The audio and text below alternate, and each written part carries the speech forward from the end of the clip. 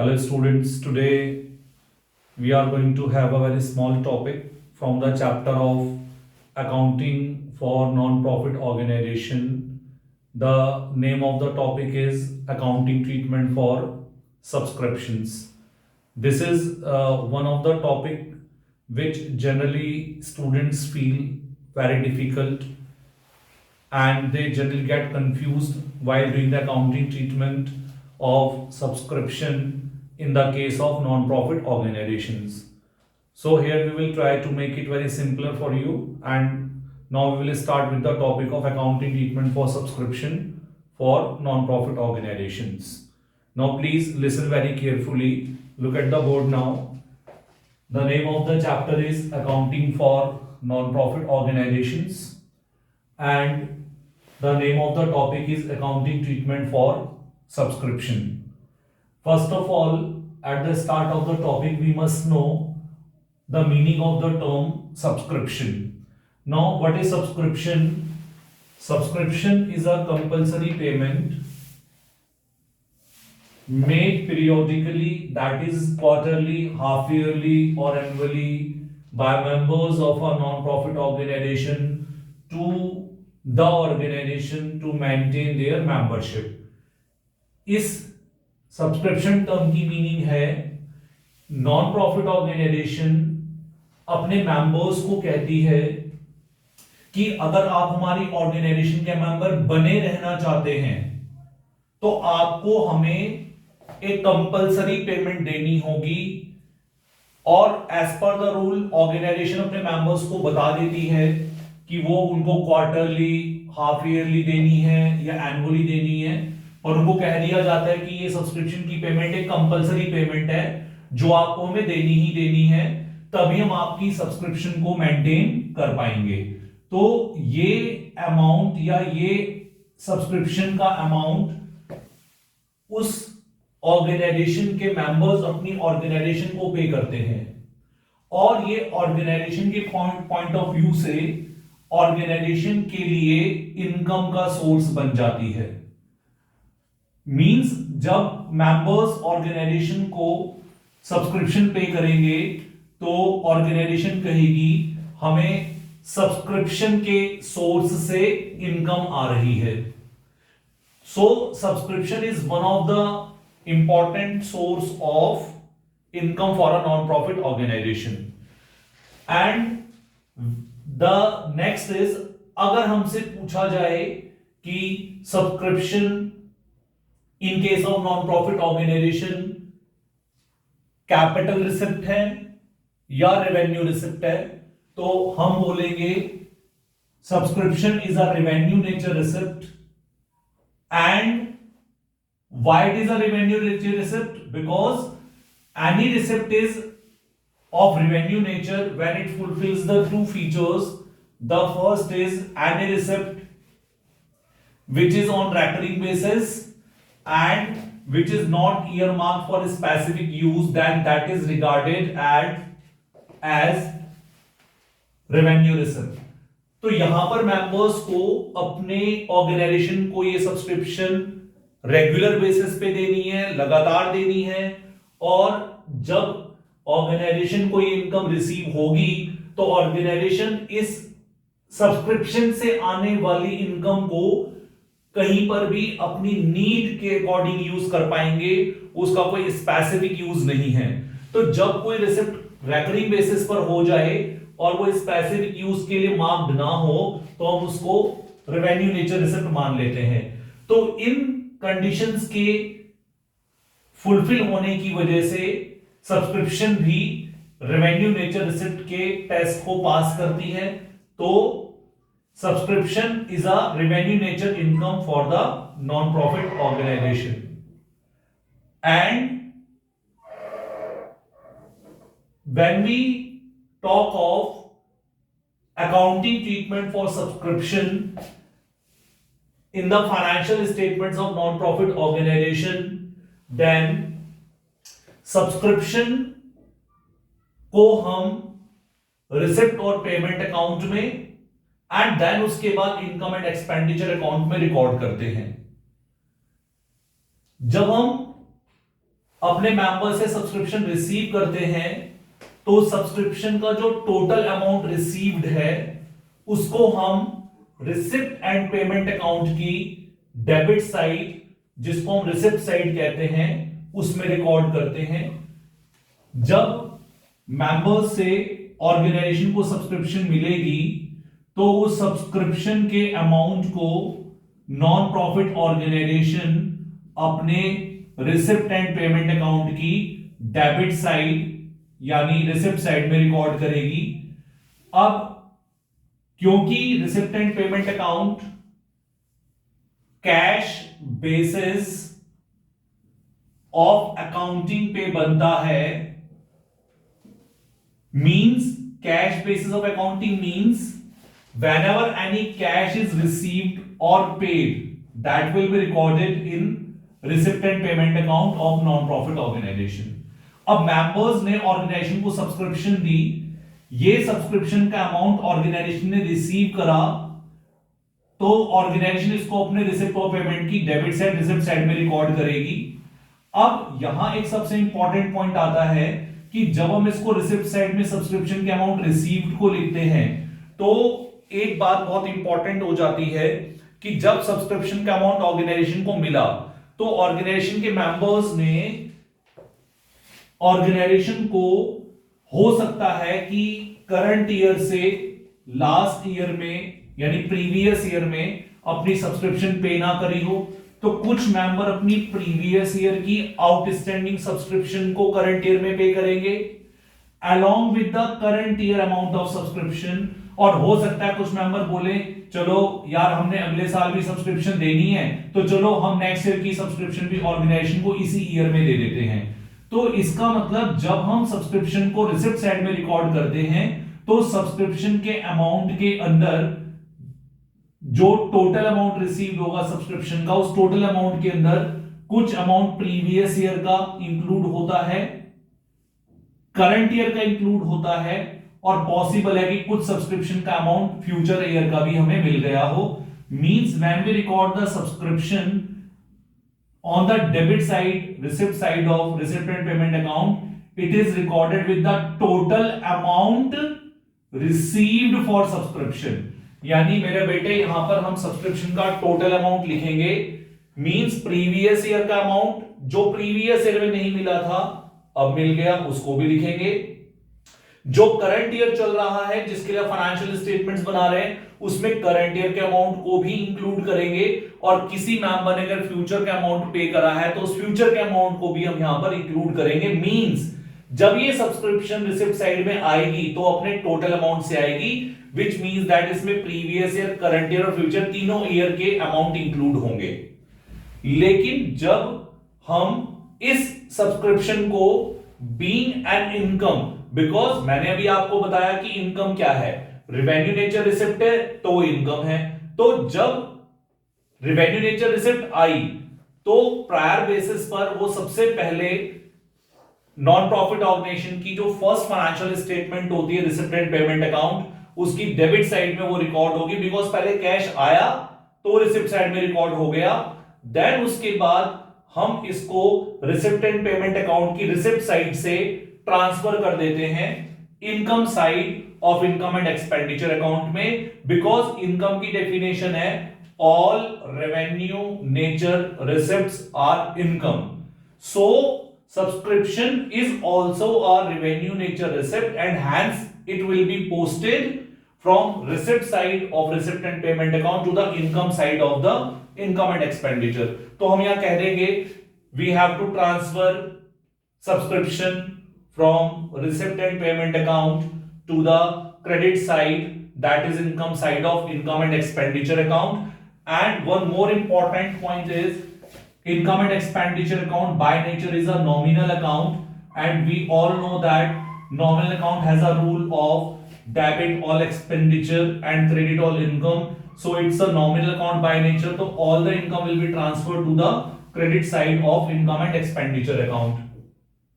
And when we record subscription to the income side from the receipt side, the most important point is we have to write here the amount of subscription being an income for the current year only.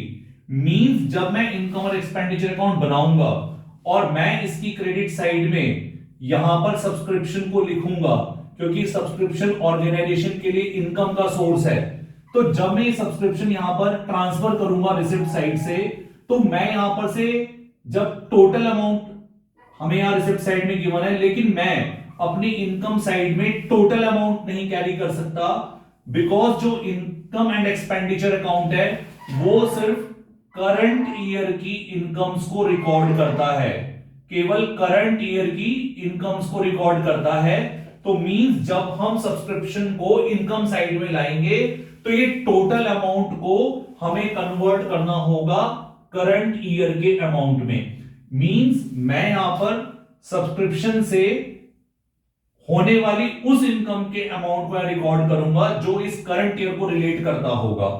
Means this total amount will be converted into current year figure while recording on the income side of income and expenditure account. Means मैंने जो subscription का amount मुझे पता है वो total पता है, लेकिन मुझे टोटल अमाउंट को कन्वर्ट करना होगा करंट ईयर के अमाउंट में। तो मैं टोटल अमाउंट को करंट ईयर के अमाउंट में कैसे ला पाऊंगा? इसके लिए हमें एक फॉर्मूला अडॉप्ट करना पड़ेगा, या आप ऐसा कहें कि हमें कुछ एडजस्टमेंट्स करनी होंगी, और उन एडजस्टमेंट्स को करने के बाद हम टोटल फिगर को करंट ईयर की फिगर में कन्वर्ट कर पाएंगे। अब हम इसको कैसे कन्वर्ट करेंगे? हमें कुछ फिगर्स दी होंगी क्वेश्चन में in the form of additional information और in the form of adjustment. अब हम उन एडजस्टमेंट को रीड करते हुए यहां अपने फॉर्मूले में उसको लाएंगे, and then we will be able to find out the current year income. अब ये इंफॉर्मेशन क्या हो सकती है उसको समझें आप। अब आपको जहां रिसिप्ट ऑफ पेमेंट अकाउंट का एक्सट्रैक्ट दिया होगा वहीं पर आपको उसके नीचे एडिशनल इंफॉर्मेशन गिवन होगी।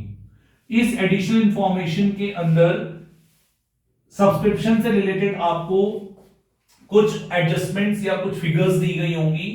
अब क्या फिगर्स होंगी इसको समझने के लिए हमें एक बहुत छोटी सी बात समझनी है कि जब हम इनकम को स्टडी करते हैं, जब हम इनकम की बात करते हैं, तो इनकम से रिलेटेड दो कॉन्सेप्ट या दो एडजस्टमेंट्स होती हैं।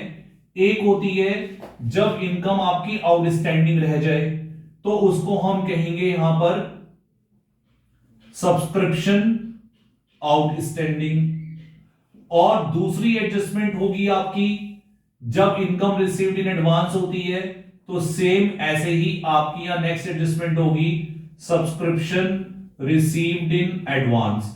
Means we have to set off adjustments now, subscription outstanding and subscription received in advance.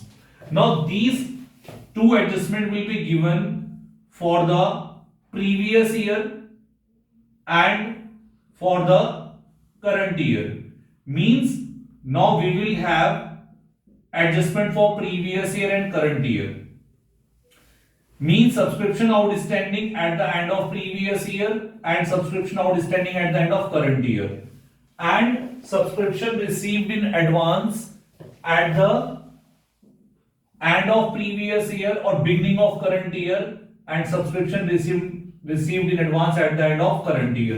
Means we will have now two amount of outstanding subscription, एक previous year की outstanding, एक current year की outstanding, एक advance previous year का, एक advance current year का।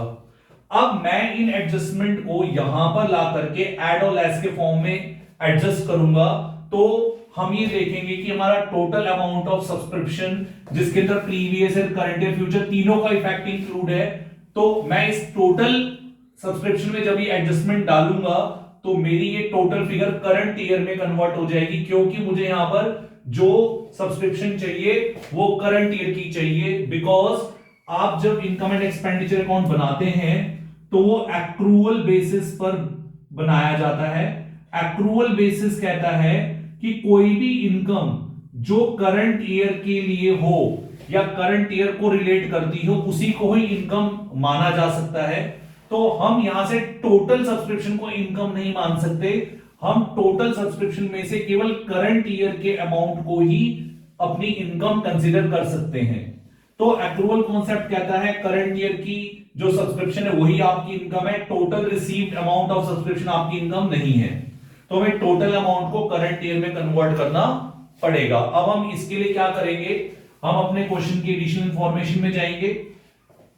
जो subscription outstanding आपको प्रीवियस ईयर में गिवन है उसको आप इस टोटल अमाउंट में से माइनस कर देंगे, means subscription outstanding of previous year minus कर दीजिए। अब ये subscription outstanding of previous year minus क्यों हो जाएगी, देखिए जो सब्सक्रिप्शन आपको प्रीवियस ईयर में नहीं मिली थी वो प्रीवियस ईयर की आउटस्टैंडिंग है।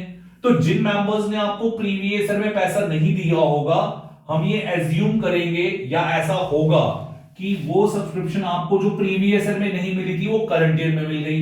यानी अब सब्सक्रिप्शन का जो टोटल अमाउंट मिला उसमें कुछ अमाउंट आपको किस ईयर का मिला है, प्रीवियस ईयर का। यानी ये अमाउंट प्रीवियस ईयर में क्या रहा होगा, ये प्रीवियस ईयर में आउटस्टैंडिंग रहा होगा और वो आपको इस करंट ईयर के टोटल अमाउंट में इंक्लूड हो गया क्योंकि वो मिल गया। अब ये एक्रूवल कॉन्सेप्ट कहता है कि वो आपको रिसीव जरूर हो गया है पर वो करंट ईयर का अमाउंट नहीं है, इसलिए टोटल अमाउंट में से जो सब्सक्रिप्शन आउटस्टैंडिंग प्रीवियस ईयर की मिली है उसको आप यहां से माइनस कर दीजिए। तो ये सब्सक्रिप्शन जो प्रीवियस ईयर में आउटस्टैंडिंग थी मुझे करंट ईयर में रिसीव हो गई, पर एक्रूवल कॉन्सेप्ट के अकॉर्डिंग वो करंट ईयर की इनकम का पार्ट नहीं है, इसलिए मैं उसको माइनस कर दूंगा। और जो सब्सक्रिप्शन आउटस्टैंडिंग मुझे करंट ईयर में गिवन है, ये सब्सक्रिप्शन आउटस्टैंडिंग का अमाउंट जो करंट ईयर में मुझे नहीं मिला, मींस नहीं मिला, आउटस्टैंडिंग मींस नहीं मिला, अगर वो करंट ईयर में नहीं मिला तो इस टोटल अमाउंट में तो इंक्लूड नहीं है, पर वो करंट ईयर की इनकम का पार्ट है। इसलिए जो सब्सक्रिप्शन करंट ईयर में या करंट ईयर के एंड में आउटस्टैंडिंग रह जाएगी उसको हम ऐड करेंगे, because it is a part of current year income but it is not received yet, that's why it was not included in the total amount, but उसको add कर दीजिए क्योंकि वो करंट ईयर की इनकम का part है। तो हमें यहां से अब क्या बात समझ आ रही है, इस टोटल सब्सक्रिप्शन के अंदर से उस सब्सक्रिप्शन के अमाउंट को हटा दीजिए जो प्रीवियस ईयर को बिलोंग करती है क्योंकि वो प्रीवियस ईयर में आउटस्टैंडिंग थी और रिसीव हो गई है तो इस टोटल के अंदर इंक्लूड है। तो इस टोटल में से प्रीवियस ईयर की अमाउंट को माइनस कर दीजिए और जो सब्सक्रिप्शन करंट ईयर में आउटस्टैंडिंग है उसको इसलिए ऐड कर दीजिए क्योंकि वो मिली तो नहीं है पर एक्रूवल कॉन्सेप्ट के अकॉर्डिंग वो करंट ईयर की इनकम का पार्ट है, इसलिए उसको हम ऐड कर देंगे। Now we will move to the adjustment number B, subscription advance. Any income received in advance is a liability by nature that we will take later on in the balance sheet. Now subscription received in advance in the previous year or at the beginning of current year, that amount which was received in the previous year that belongs to the current year, means अगर किसी member ने मुझे पिछले साल subscription advance में दी होगी तो वो क्या कहेगा, वो कहेगा जी मैं ये सब्सक्रिप्शन आपको एडवांस में दे रहा हूं नेक्स्ट ईयर के लिए, यानी प्रीवियस ईयर में जो एडवांस मिलेगा वो करंट ईयर का है। तो इसलिए हम यहां पर subscription received in advance in previous year और बिगिनिंग ऑफ करंट ईयर को हम ऐड कर देंगे क्योंकि वो मिली तो प्रीवियस ईयर में एडवांस है तो इस टोटल अमाउंट के अंदर तो इंक्लूड नहीं है, पर प्रीवियस ईयर में जिसने एडवांस दिया था वो करंट ईयर के लिए दिया था इसलिए वो ऐड हो जाएगा।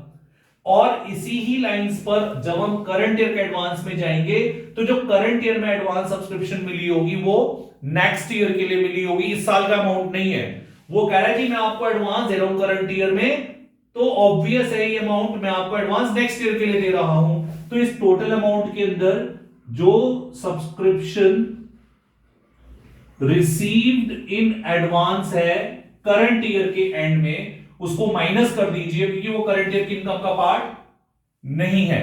तो अब आप देखें जो अमाउंट मैंने माइनस करे हैं वो टोटल के अंदर से माइनस करे हैं, यानी ये दोनों अमाउंट मुझे करंट ईयर में मिले हैं पर उनका रिलेशन करंट ईयर के साथ नहीं है। जो सब्सक्रिप्शन आउटस्टैंडिंग थी प्रीवियस ईयर में वो इस साल टोटल के अंदर इंक्लूड होके मिली है पर वो बिलोंग टू प्रीवियस ईयर है इसलिए मैं उसको माइनस कर रहा हूं। और जो सब्सक्रिप्शन मुझे एडवांस में मिली है इस टोटल के अंदर, वो नेक्स्ट ईयर के लिए है, क्योंकि करंट ईयर एंड में एडवांस मिला है, करंट ईयर के दौरान एडवांस में मिला नेक्स्ट ईयर के लिए, तो उसको हम यहां से माइनस कर रहे हैं। अब जब आउटस्टैंडिंग पे आते हैं तो ऐड इसलिए करते हैं कि वो टोटल के अंदर इंक्लूडेड नहीं है, क्योंकि कारण है वो इस साल मिले नहीं है। जैसे सब्सक्रिप्शन आउटस्टैंडिंग करंट ईयर में तो इस साल तो मिली नहीं, जब वो इस साल मिली ही नहीं है तो इसका मतलब वो इस टोटल के अंदर तो इंक्लूड नहीं है। टोटल अमाउंट हमने कहां से उठाया, रिसिप्ट साइड से, तो ये रिसिप्ट नहीं हुई, यानी इस पे कैश बेसिस अप्लाई नहीं हुआ। तो लेकिन ये आउटस्टैंडिंग सब्सक्रिप्शन करंट ईयर की ही इनकम है, इसलिए उसको ऐड करेंगे, क्योंकि एक्रूअल कॉन्सेप्ट कहता है पैसा मिले या ना मिले इस पे मत जाओ, अगर वो इनकम करंट ईयर की है तो उसको ऐड कर दीजिए। तो यहां पर आप उसको ऐड कर रहे हैं। और जो सब्सक्रिप्शन आपको एडवांस में मिली थी प्रीवियस ईयर में, वो आप इसलिए ऐड कर रहे हैं, वो कह रहे हैं भाई ये सब्सक्रिप्शन एडवांस प्रीवियस ईयर में मिली है तो इस कैश में तो इंक्लूड नहीं हो सकती, पर है तो करंट ईयर के लिए ही ना, इसलिए उसको ऐड कर दीजिए। So finally these two amount which are now added, these are the two amount which has not been received in the current year. One is not received yet, and the another was received last year, but both belongs to current year, that's why they will be added. And these two amounts, one is subscription outstanding in the previous year, received this year, being deducted because वो current year income का part नहीं है, और जो advance हमें current year में मिल गया वो नेक्स्ट ईयर के लिए मिला है, इसलिए इसको माइनस कर दीजिए। यानी इस टोटल अमाउंट के अंदर जो दो अमाउंट आपको मिल गए हैं पर करंट ईयर से रिलेटेड नहीं है, उनको हमने माइनस कर दिया, और जो दो फर्स्ट अमाउंट इस टोटल में इंक्लूड नहीं है हमने उसको टोटल में ऐड कर दिया, बिकॉज ये करंट ईयर को बिलोंग करते हैं, ये करंट ईयर को बिलोंग नहीं करते। तो करंट ईयर की अमाउंट को करंट ईयर की इनकम में जोड़ना एक्रूअल कॉन्सेप्ट है, और जो अमाउंट आपकी करंट ईयर की इनकम बिलोंग नहीं करते उनको माइनस करना है, तो वो भी एक्रूअल कॉन्सेप्ट के अकॉर्डिंग है। तो जो इनकम करंट ईयर की नहीं है उसको माइनस कर दो, जो करंट ईयर की है उसको ऐड कर दो, तो जो अब प्लस माइनस करके अमाउंट मिलेगा that will be the amount of subscription of current year, and that is called as income from the source of subscription for the current year. अब आप अगर अपनी फाइनेंशियल स्टेटमेंट में देखें तो हमने अभी तक सब्सक्रिप्शन को रिसिप्ट ऑफ पेमेंट अकाउंट, जो कि मेरी financial statement of non profit organization का फर्स्ट अकाउंट होता है, उसकी डेबिट साइड में रिकॉर्ड करा विद द टोटल, एंड फिर सेकंड फाइनेंशियल स्टेटमेंट का पार्ट होता है इनकम एंड एक्सपेंडिचर। मैंने सब्सक्रिप्शन को यहां से उठा करके इनकम साइड में ट्रांसफर कर दिया, और ये फॉर्मूला लगाते हुए मैंने टोटल अमाउंट को कन्वर्ट कर दिया करंट ईयर में। अब इसके बाद हमारी फाइनेंशियल स्टेटमेंट का थर्ड पार्ट आता है, that is called as balance sheet. अब बैलेंस शीट तो हम बहुत फ्रीक्वेंटली करते आए हैं। We know a balance sheet is a statement of asset and liabilities which shows the financial position of any organization for the year ended. So अब जब हम इस सब्सक्रिप्शन से रिलेटेड या सब्सक्रिप्शन को जब हम बैलेंस शीट में डालेंगे या रिफ्लेक्ट करेंगे, तो हमें यहां पर थोड़ी सी बेसिक नॉलेज अप्लाई करनी पड़ेगी इनकम से रिलेटेड। अब जैसे हम इनकम को पढ़ रहे हैं तो हमने पढ़ा था कि अगर कोई भी इनकम आउटस्टैंडिंग रह जाए तो वो बाय नेचर आपकी एसेट होती है, और अगर कोई इनकम एडवांस में मिल जाए तो हमारी लायबिलिटी होती है। इसका मतलब ये सब्सक्रिप्शन आउटस्टैंडिंग हमारी ऑर्गेनाइजेशन की एसेट है, और जो सब्सक्रिप्शन एडवांस में मिल गई वो हमारी लायबिलिटी है। तो अब हमारे पास इस चैप्टर के अंदर दो फिगर्स हैं, प्रीवियस ईयर की एक करंट ईयर की। तो प्रीवियस ईयर की फिगर्स को मैं ओपनिंग बैलेंस शीट में ले जाऊंगा, और करंट ईयर की फिगर को मैं क्लोजिंग बैलेंस शीट में ले जाऊंगा। तो अब मैं नीचे बैलेंस शीट बनाऊंगा। देखें, जब ये टॉपिक आपका आ रहा है तो इसमें हम कंप्लीट फाइनेंशियल स्टेटमेंट्स नहीं बना रहे हैं, हम केवल इनकम एंड एक्सपेंडिचर का एक एक्सट्रैक्ट ले रहे हैं। तो एक्सट्रैक्ट लिख देंगे तो बहुत बेहतर हो जाएगा आंसर। अब आप जब अपनी बैलेंस शीट बनाएंगे तो इसमें आप बैलेंस शीट दो बनाएंगे। एक आप बनाएंगे प्रीवियस ईयर की बैलेंस शीट, जिसको हम लोग नाम दे देते हैं ओपनिंग बैलेंस शीट, और एक बैलेंस शीट हम बनाएंगे करंट ईयर की, जिसको हम नाम दे देते हैं closing balance sheet. And balance sheet के नीचे डेट मार्क करनी कंपलसरी है। As at previous year end की डेट डाल दीजिए, एज एट करंट ईयर की एंट्री डेट डाल देंगे। Right hand side of the balance sheet is your asset, left hand side is liabilities, amount, left side is liabilities of closing balance sheet, and this is the asset side of closing balance sheet. अब मैंने क्या करना है, मैं subscription outstanding पे जाऊंगा, मुझे पता लगा इनकम आउटस्टैंडिंग है तो एसेट है, तो प्रीवियस वाली वैल्यू को, प्रीवियस ईयर की वैल्यू को आप ओपनिंग बैलेंस शीट की एसेट साइड में लिखेंगे। यहां आप लिख देंगे एसेट साइड में सब्सक्रिप्शन आउटस्टैंडिंग, यहां प्रीवियस ईयर के अमाउंट को मेंशन कीजिएगा, एंड सेम आपकी जो सब्सक्रिप्शन आउटस्टैंडिंग करंट ईयर के एंड में है वो करंट ईयर के लिए एसेट बनेगी। तो आप करंट ईयर की बैलेंस शीट में जाएंगे एसेट साइड में, वहां पर आप लिखेंगे सब्सक्रिप्शन आउटस्टैंडिंग, कौन से ईयर की बेटा, करंट ईयर की। अब आउटस्टैंडिंग हमारी एसेट में आ गई, प्रीवियस की ओपनिंग बैलेंस शीट में, करंट की क्लोजिंग बैलेंस शीट की एसेट साइड में। अब जो सब्सक्रिप्शन आपको एडवांस में मिली है ये आपकी लायबिलिटी है। लायबिलिटीज ये प्रीवियस ईयर का अमाउंट, ये करंट ईयर का अमाउंट। ओपनिंग बैलेंस शीट में आइए, लायबिलिटी साइड में लिखिए subscription received in advance of previous year को ओपनिंग बैलेंस शीट की लायबिलिटी में, and subscription received in advance current year की बैलेंस शीट में। और इन बैलेंस शीट के आगे भी आप एक्सट्रैक्ट डाल दीजिए वर्ड, क्योंकि आप कंप्लीट बैलेंस शीट नहीं बना रहे हैं, आप उसमें सिर्फ अपनी सब्सक्रिप्शन को रिफ्लेक्ट कर रहे हैं। तो इस तरह से हम लोग सब्सक्रिप्शन को अपनी नॉन प्रॉफिट ऑर्गेनाइजेशन की फाइनेंशियल स्टेटमेंट्स में रिफ्लेक्ट करते हैं। एक बार एक ब्रीफ समरी ले लेते हैं बेटा एंड करने से पहले। रिसिप्ट एंड पेमेंट अकाउंट बनाए, उसकी डेबिट साइड रिसिप्ट साइड है, क्योंकि ये कैश बेसिस ऑफ अकाउंटिंग है, तो all cash receipts via non profit organization are recorded on the debit side. तो सब्सक्रिप्शन का अमाउंट आप रिसिप्ट ऑफ पेमेंट की रिसिप्ट साइड में डालें।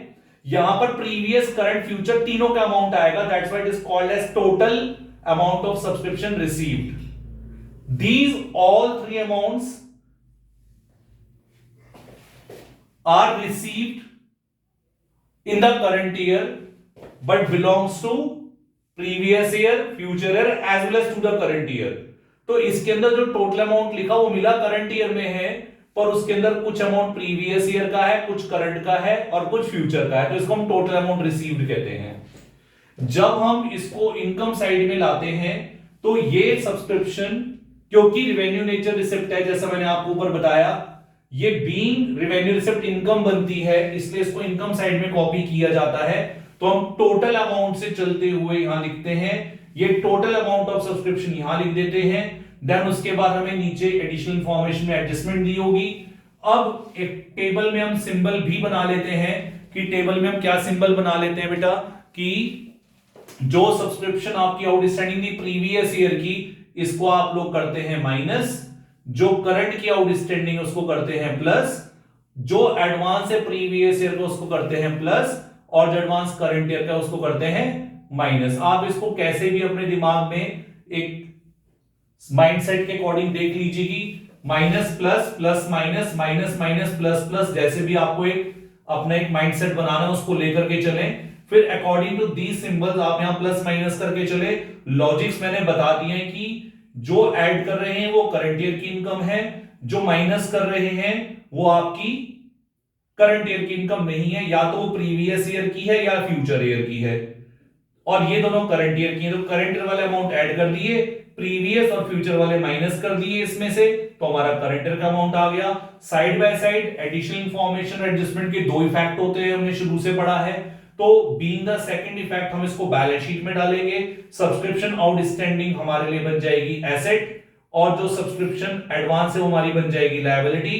तो opening outstanding opening balance sheet के एसेट में, क्लोजिंग आउटस्टैंडिंग क्लोजिंग की एसेट में, एडवांस ओपनिंग का ओपनिंग बैलेंस शीट में, एडवांस सब्सक्रिप्शन करंट ईयर की क्लोजिंग बैलेंस शीट में। इस तरह से आप अपने सब्सक्रिप्शन को financial statement of non profit organization में रिफ्लेक्ट करते हैं।